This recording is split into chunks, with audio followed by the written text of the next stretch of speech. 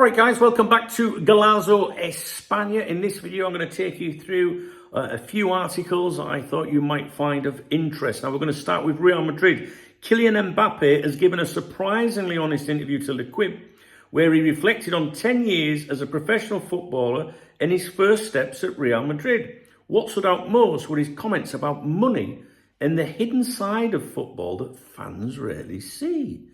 Mbappé admitted bluntly, money can destroy everything. The more money you have, the more problems you have. He explained that people don't realize your life changes when success comes. Friends and family often want to keep the image of you as a child, but you now have responsibilities, commitments and pressures that weren't there before. Give me the money, I'll deal with the pressures. What about you? He said it's wonderful if the people around you grow with you, but sometimes those relationships break. Relationships break when you're poor too, and it's incredibly difficult to handle. He added that without his passion for the game, the world of football would have disgusted him long ago. Fans only see the spectacle, they don't see the politics, the obligations and the darker side of the sport. Mbappé was clear about criticism too.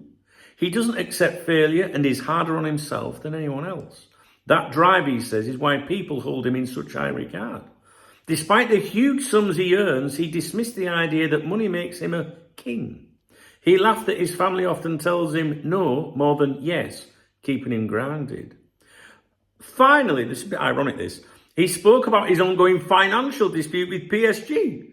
He insisted it's nothing personal, I just wanted to be paid. I have nothing against PSG, I love the club, I have friends there. His story in Paris is over, he says. But he left without bitterness. Real Madrid, his lifelong dream, was always going to be the destination. So he just wants his money from PSG.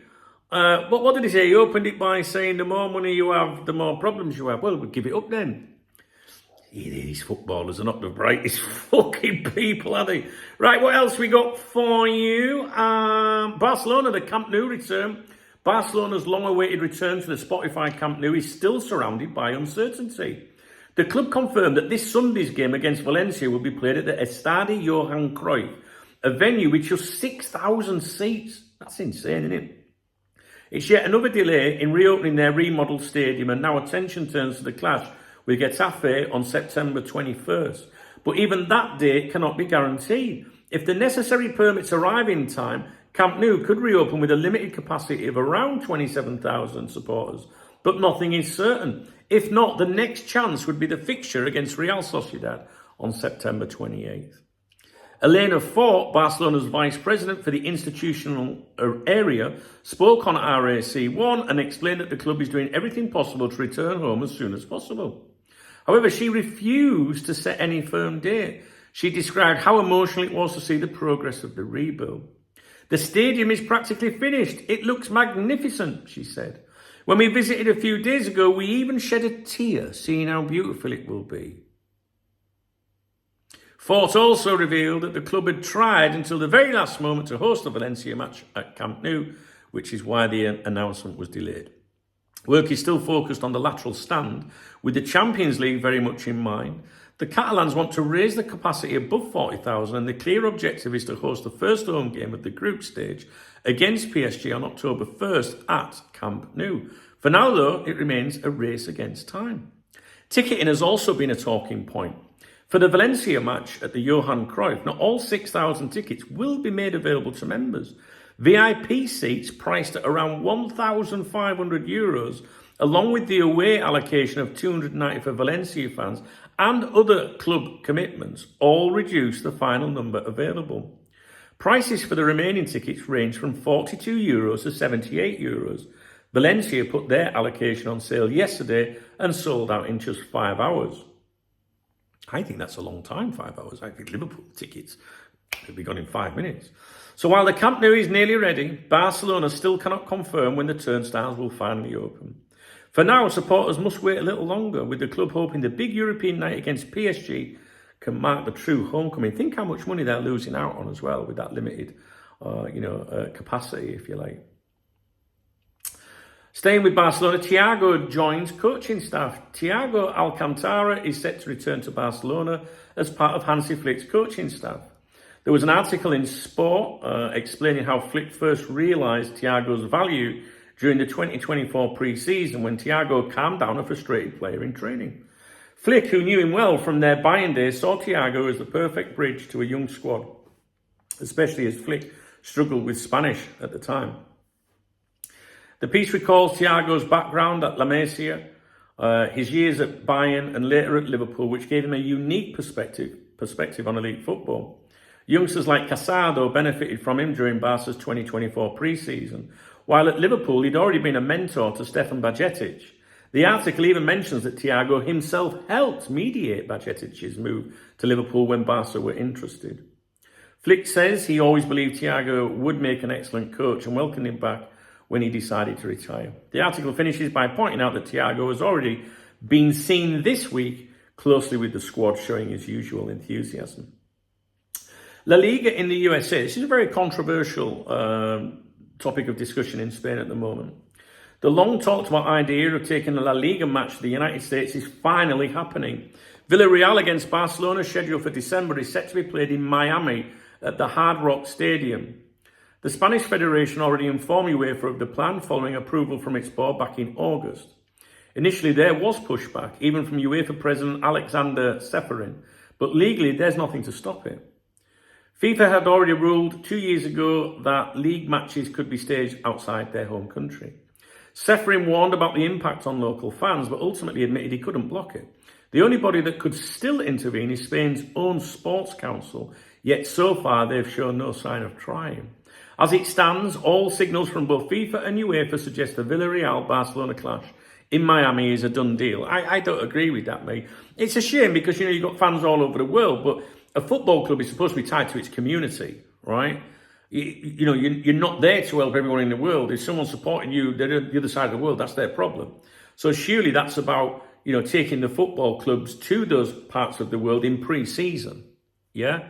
I don't know. I don't agree with it. Let me know what you think. Would it bother you with your team or whatever league your team plays in?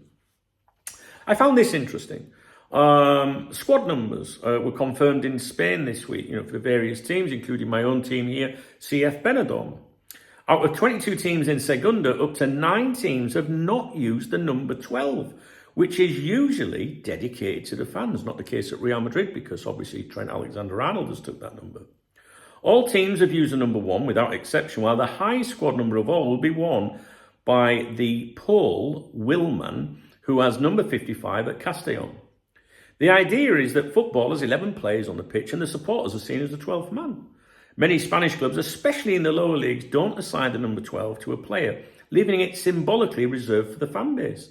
Some clubs will even have banners or murals in the stadium saying El Jugador Numero 12. Of all the numbers, of all the words to struggle on is numero. The fuck? El Jugador Numero 12. Explicitly linking the shirt to their supporters. In La Liga, the tradition is less strictly followed than in Segunda or Segunda B. Some clubs have used the 12 shirt for actual players, especially if squad numbers go higher than 25 in modern times.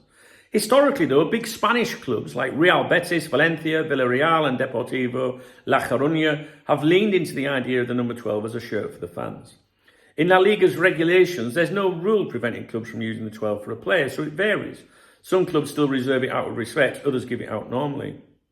In recent seasons, you'll sometimes see the 12 on the back of a squad player, especially if a team runs through high numbers, but in lower divisions, leaving it free is much more common.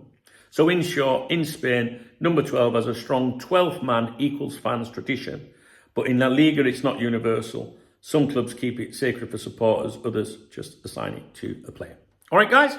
So I wanted to do something a little bit different for you today. Normally, I'll focus on Real Madrid and Barcelona and a general roundup and stuff like that. But now I just thought I'll just try pick a few articles out that I thought might interest you. If you enjoyed this video, if you found it informative, if you appreciate the effort with this, I'm struggling a bit to find time to do this along with all my other stuff.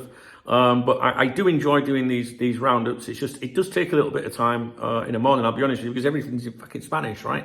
So I have to work out what it's all about first. But if you do enjoy it, it would really put a smile on my chubby cheeks, and it's my birthday tomorrow, if you thumbs up the video. It really would. And if you left me a comment too, right? I know you're busy, but a comment's good. It shows interaction on the channel, and it means that you're interested, right? And if you're interested, I'll keep doing them. If not, I'm going to be thinking to myself, have I got time for this? Do you know what I mean? So the channel's not monetized in any way, shape or form. I don't even know if there's a way of supporting the channel. You'd have to read the video description. That shows you, it shows you how bothered I am about that. That shows you that I must enjoy what I do here. All right, but I'm sure in the video description, there's probably a link to buy me a beer. I don't know. I will fix that. All right.